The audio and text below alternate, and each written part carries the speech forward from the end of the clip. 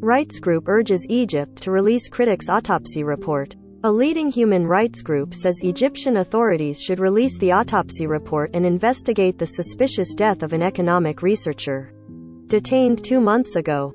3:35. Cairo. A leading human rights advocacy group is urging Egyptian authorities to release the autopsy report and investigate the suspicious death of an economic researcher detained 2 months ago.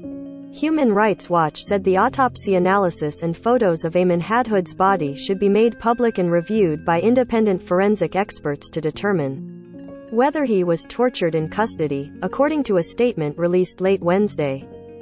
It comes after Egyptian prosecutors said Monday that the autopsy report ruled out that Hadhoud was subjected to torture or ill treatment. They said he had suffered from a chronic heart condition that caused his heart and his respiratory system to stop abruptly. Ayman Hadhoud's suspicious death in custody requires a fully independent, impartial, and thorough investigation, starting with an independent review of the autopsy results, said Joe Stork, Deputy Middle East and North Africa Director at Human Rights Watch.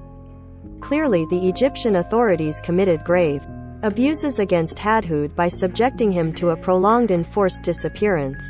Hadhoud, 48, was pronounced dead earlier this month after he was brought to the government-run Abbasiyah Mental Health Hospital in Cairo, according to the Interior Ministry. The ministry said he has been detained February 6 for allegedly attempting to break into an apartment in the upscale Zamalek district of Cairo and exhibited irresponsible behavior.